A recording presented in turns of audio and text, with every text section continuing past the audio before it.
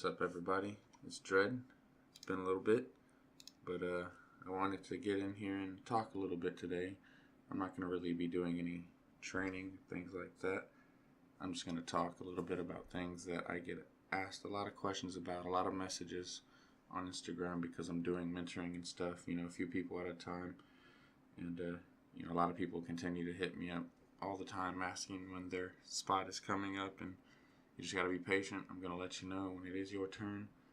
But I wanted to talk about things that I feel like traders have the most problems with when trading, things that make them unsuccessful when trading, reasons why you fail at trading Forex.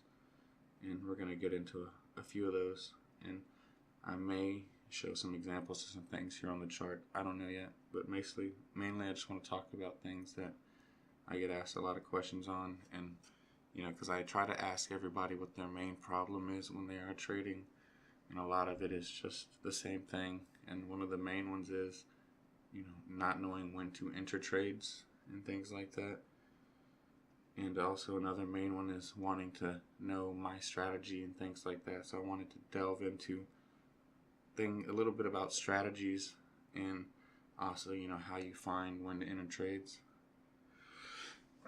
So strategies, there can be multiple different strategies that are based off the same thing, but they're never going to be entirely the same, especially if they're done by different people. Everybody is different. Everybody is unique. So even if you learn a strategy from somebody, you're going to change things to make it unique to you, unique to how your mindset is and things like that. So you can never just verbatim copy someone's strategy and it's going to work for you necessarily, because everybody's different. Everyone thinks different.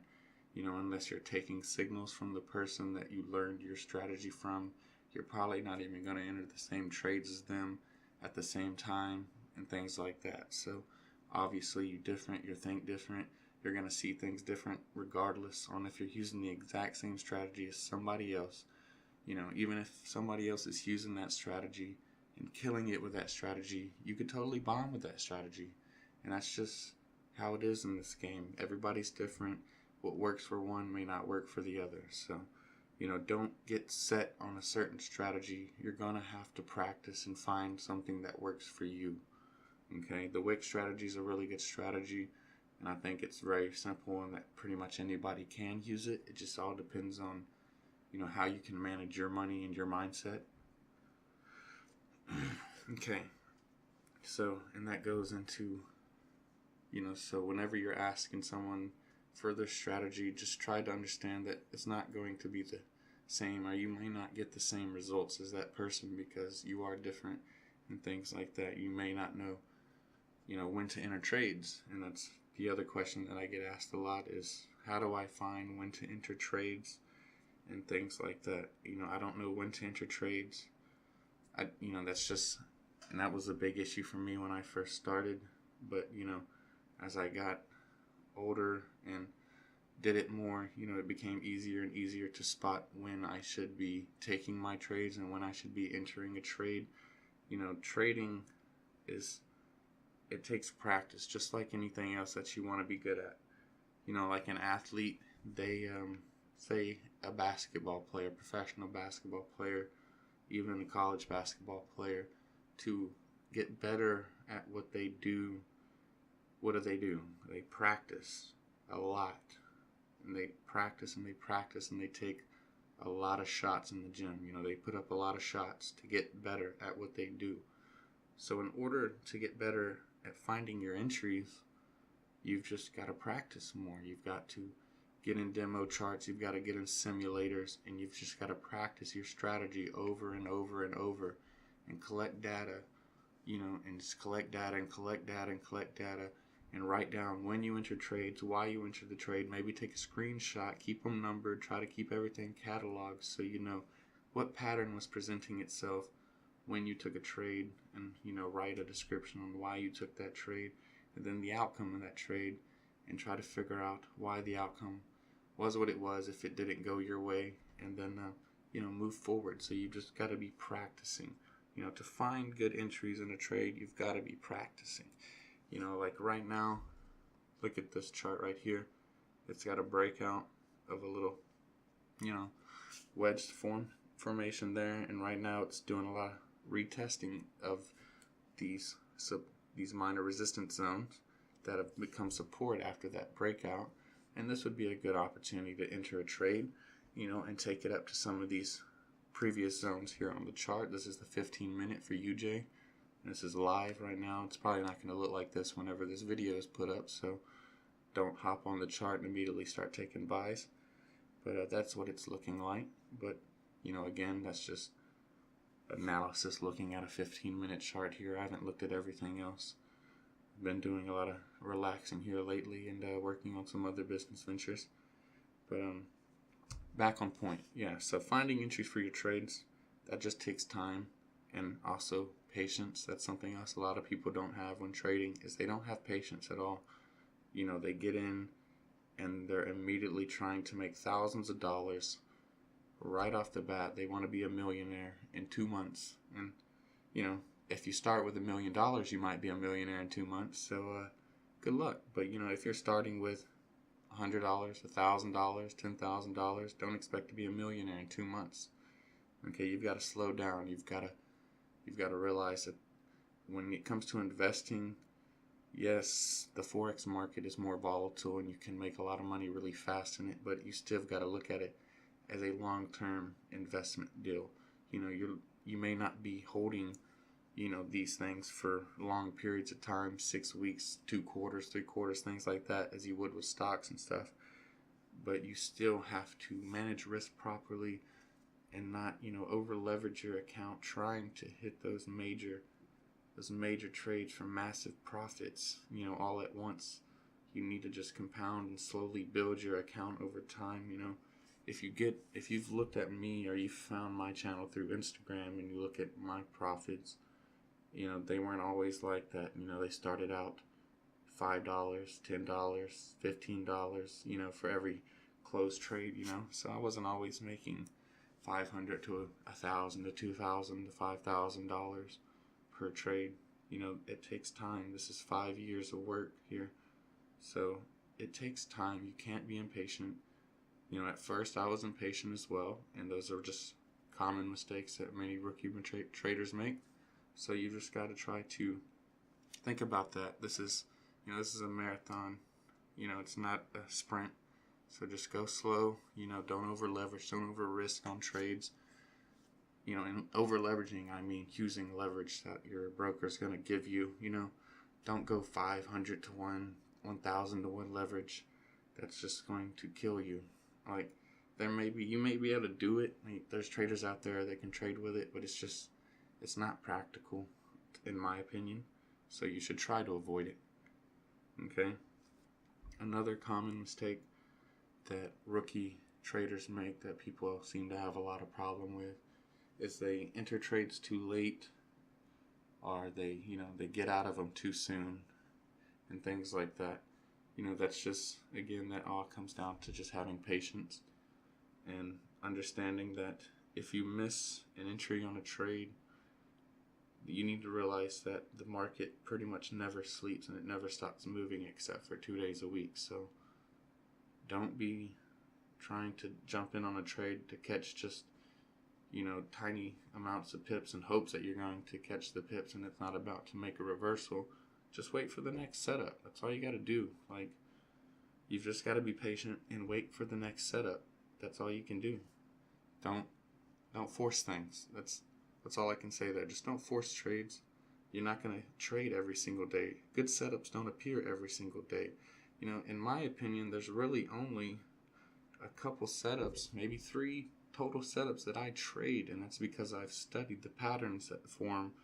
And there's certain patterns that I like that form that, typically they play out to the amount of pips that I want them to play out to. And so those are the trades that I take because I've studied them on simulators and back testing, and I've recorded the data, and I've put in the effort to build this strategy around just 1 to 2 or 3 patterns that I trade specifically. And I don't see those patterns every single day, so I don't trade every single day. So therefore, my strike rate's a lot higher, even though I may not trade as much as everybody else, but that gives me time away from the charts. It gives me where I'm not getting fatigued from looking at the charts and overexposing myself and, messing up my brain and frying my head here, just looking at the charts too much. So that's something that I like is, the certain setups that I trade. They're not there every single day, so I don't have to trade every single day. And I don't believe that you should be trading every single day because it could be detrimental to your success, If you have a certain goal that you want to reach each week and you reach that goal, take the rest of the week off. Don't go try adding more. Just chill. You know what I'm saying? Or just find the setups that you like to trade and only trade them. Sometimes I get those setups 3-4 times a day. Sometimes I get them once a week, but that's when I trade them. So let me think. What's next? Setting stop losses. People and getting in and out of trades getting out of trades too early because you're impatient and scared. If you're having difficulty with your stop losses, depending on your strategy, if you're trying to follow the wick trading strategy that I'm using when I'm trading, which I'm just doing a lot of 10 pip scalps, a lot of the time I'm sitting in front of my computer watching these trades as they're playing out. So most of the time I'm just manually opening and closing these trades. Sometimes I'll have stop losses and take profit set if I'm having to walk out. I do have a 2-year-old, and so I'm dealing with her a lot and playing with her a lot. So sometimes I'm not exactly always in front of my computer, and that's when I'll put my stop losses in. And I'm usually, with scalping, you're not going to get the best risk to reward ratio. So, I'm setting them 1-to-1, so I'm okay with that because I'm not risking a whole lot of money because I know that I'm just compounding my entries and I'm slowly building my account to, my desired goal. I'm not in no rush to get there. So, so I'm not exactly getting scared or it's not on my mind. I can go away and do other things because I'm not doing something with my account that could end up wiping out 20-40% of my account in a single trade, So if you don't do things like that, you won't have so much stress when you're trading, and you won't have so much anxiety and so much fear of losing your money if you're not risking so much at a time. You just got to get over that. I need the money now, and realize that you've got to slowly build and be patient. You've got to be patient. I'm going to say that so much in this video because it's so important in trading. You've got to be patient to find setups. You've got to be patient when you enter trades because you might not always go immediately into profit. You're going to have to send some drawdown sometimes. And that's okay. That's something you've got to deal with because if you've built a strategy that you're confident in, then you should be able to sit and, a little bit of drawdown and not be worried because you're confident that the trade you took is going to go in the direction you took it because you're not taking it any other reason. Because if you're confident that you've built a good strategy and you've put a lot of data and analyzing into it, there's no reason why you are taking a trade that you're not 100% confident in. So there's no reason to have fear in that trade. And if it goes bad, it goes bad, and you move on to the next one, you record your data and you figure out why, and you just move on to the next trade because there's always more trades to take. Okay? So, yeah, that's pretty much all I have to say about that. Let me get a drink here.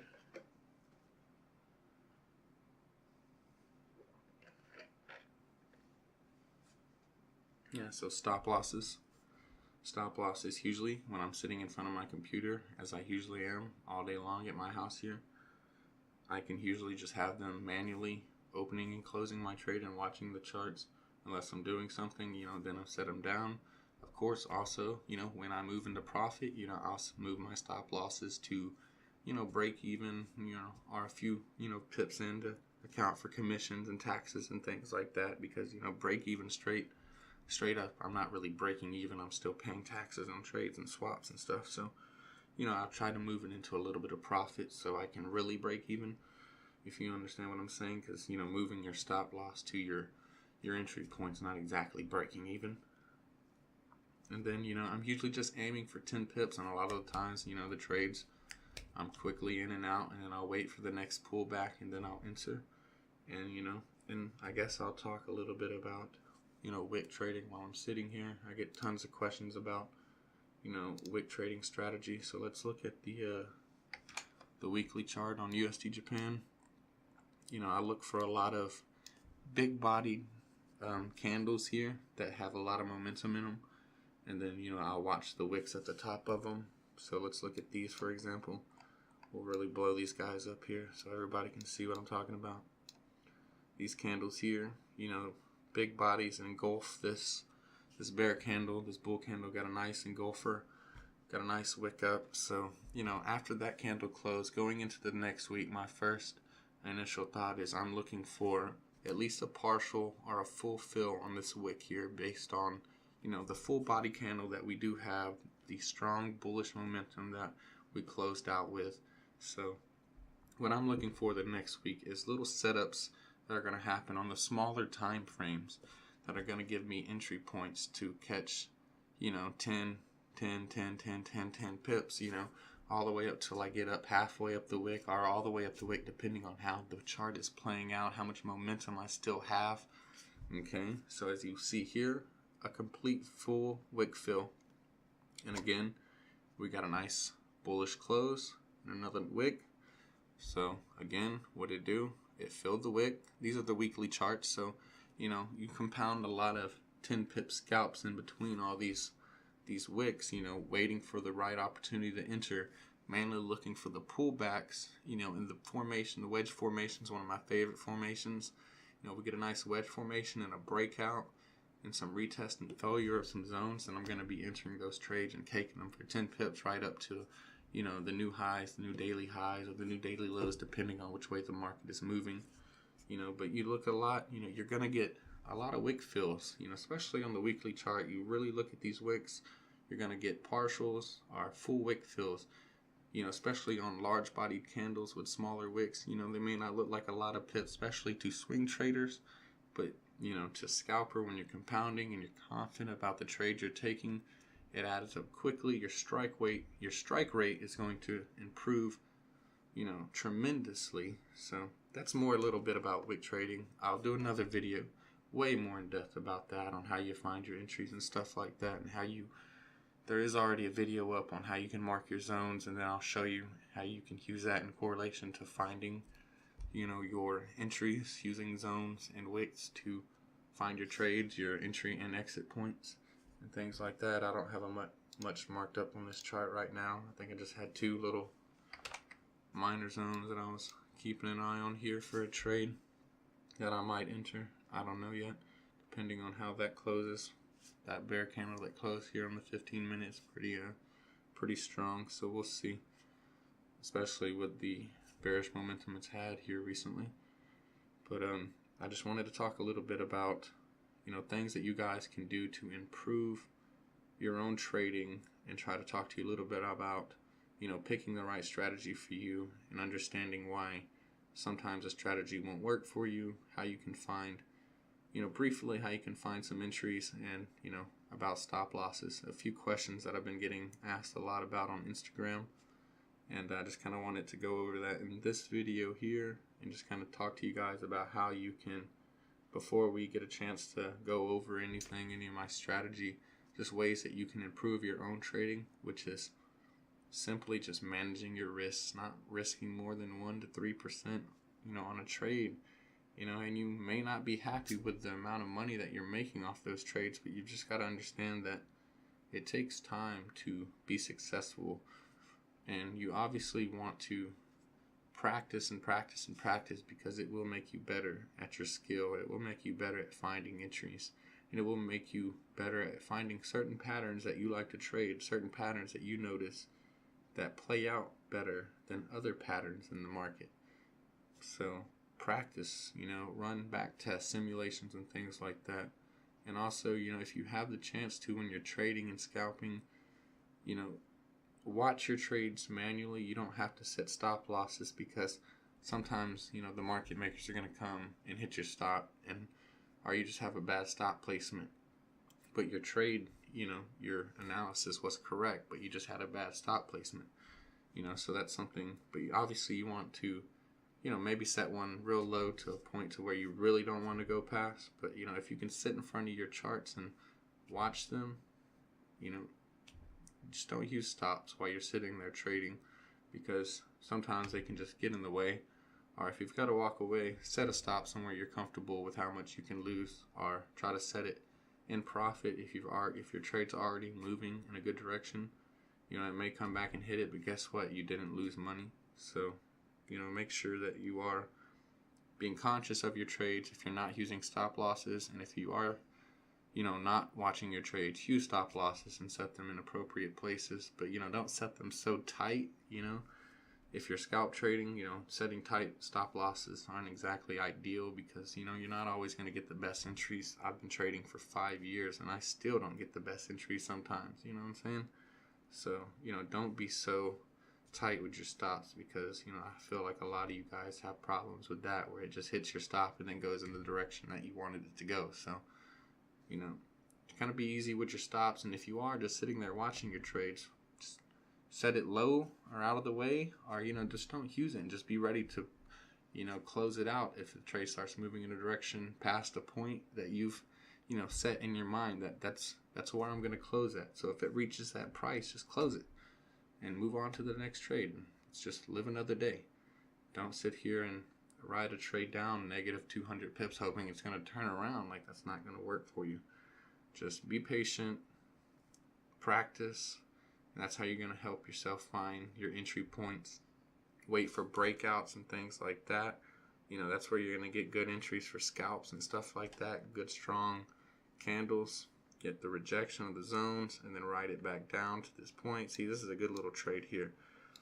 You got some consolidation here. Nice little wedge pattern forming. It broke out of these two minor supports here. Got a nice close. We came and failed to break these supports, which are now resistance zones. Got a nice failure. Tons of nice long wicks thrown up, and bearish signals there, signs of reversals. And you could have entered anywhere around these zones here. After this first or second close, entered anywhere in these wicks and rode it right back down to these low zones here that it formed, these new support zones, minor zones, and collected some nice pips and compounding for some scalps. These are trades that appear, all day long. You could have got in here, had a high stop, really watched the trade first to see how it was going to react, and rode it right back down here to the low, the new support. A lot of these trades, when they make these new lows or these new highs, you're going to see some retests, especially if they have strong movement, even on news days and things like that. I try to avoid trading news days, so I'm kind of just watching. But, those are things that you should watch for. Strong breakouts generally mean that there's some strong momentum coming, and you should wait for the retest and the failures and enter and ride those momentums back to at least the new high or the new low that was formed, because there's a lot of those trades that play out every single day, and I eat them up. So obviously you can check out my Instagram to see my strike rate. And also, I trade one pair. A lot of people ask me why I trade one pair. I trade one pair because I really like that pair, and it helps me keep my mind clear. I don't have to worry about so many different trades with so many different pairs. I focus on one pair and I trade it really well, and I compound my entries in my trades. And I feel like I probably make more trading one pair than I did when I was trading 5, 6, 7 different pairs at a time. So if you watch one chart a lot, I feel like you will get better at trading that one pair specifically. But you can trade 1, 2 pairs, but don't overcloud your mind and your judgment, because that can start to mess with your analysis. But also just keep it simple. A lot of these trades I take are pretty simple setups, things that happen, that have happened just over time, over and over and over and over and over again. If you just go back and watch and look and really study, the historical data, then you'll start to see these patterns, and you'll start to be able to trade them. And and hopefully I'll do a video soon on a trading pattern that I really like to take.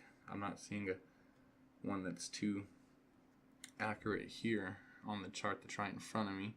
I'll do a video on that, and this video is already getting pretty long. I've been rambling for quite a bit, so hopefully some of you guys stuck around and learned some stuff. And if you do have any more questions, you know where to reach out to me. dread.pirate.forex, on Instagram, or you can message me through here, and I'll try to get your questions. I'll try to get some more videos up here. I'm gonna get back into the trade flow a little bit more. I've just been making some music stuff here recently, so forgive me for that, but I've still been doing the mentoring and everything, and I'm trying to get through the list. The list is really, really long, a lot longer than I ever expected it to get, but I guess people like the free advice and the free help, and I like to give it to you guys. So just stick around. If this video was helpful at all, I know I rambled a lot, but give it a like if it was helpful. Share it with your friends if you think it could help someone else. And also just subscribe and stick around. I'm going to try to get some more content up soon. I've got some training material that I've been working on. I've kind of been on the back burners that I'm going to try to get through. And yeah, guys, thanks for watching. This is Dread, and I hope I was able to help you out with a few of your questions that you guys have been asking. And I will get into more detail on wick trading, but just remember, strong candles with nice little wicks, they're generally going to get filled, at least partially, but most of the time they'll get full wick fills if there's a lot of momentum in that direction. You even see them right here. Just look at these wick fills. Wick fills. So you just got to really pay attention to these wicks on these candles and how the candles are forming and what kind of momentum the chart has. I start from the weekly and work my way down, but we'll get more into that later. So you guys have a good night. It is 2 o'clock in the morning here, and I'm going to look and see how this thing's going to play out and see if we're going to hit these zones and try to get this video uploaded tonight. So have a good night, and this is Dread, and I'm out of here.